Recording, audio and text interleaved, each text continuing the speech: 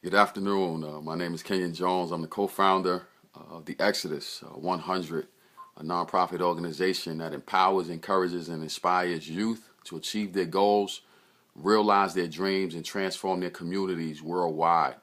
I'm a person who grew up in East New York, section of Brooklyn, a very tough neighborhood.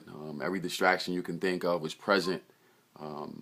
And I was a son of a single parent. And I grew up in a small three-bedroom apartment with about 8 or 9 of us, with my grandmother raising us. And, so you can imagine, all the things that we had to go through, in the house, not to mention what we had to endure living in the community that we lived in. My neighborhood was very rough. Drugs and violence were an everyday occurrence. Every distraction you can think of was present.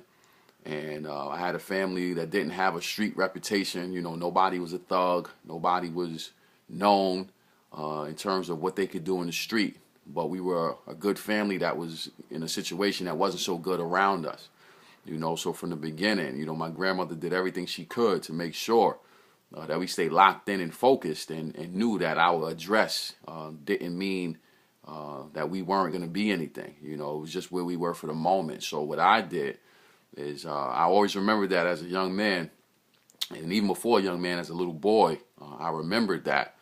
So when I went outside and I was around every distraction that you can possibly think of to lure you away from your goals, I would think my way away from where I was. I would think about, being in different parts of the country. I would think about being in different parts of the world, being able to get on planes and really transform not only just my life but the life of my family.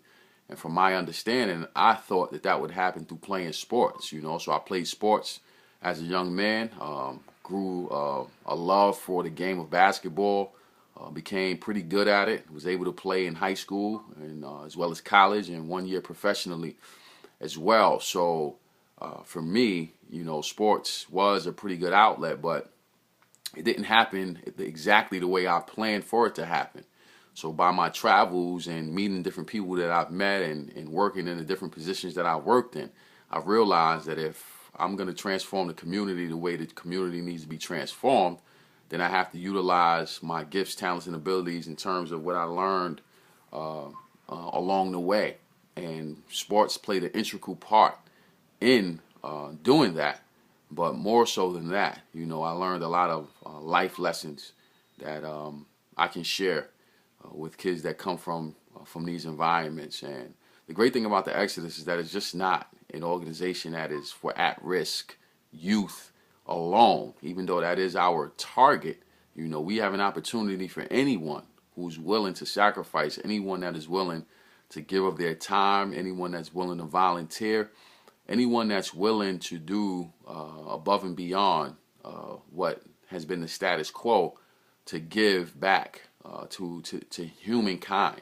We believe that every human, regardless to what their situation may be, their current situation deserves to be treated with dignity, with honor, with respect, whether they're a month old or they're 99 years old, or they're not even born yet and they're on the way here. They have a right to be treated with respect and with dignity. And so we do that, and that's why we have a unique opportunity for everyone who wants to be involved, who feels like maybe, there's more that I could do with my life. How do I do that? Well, the Exodus 100 provides a great opportunity for everyone who wants to give back to humankind. So yes, we're excited.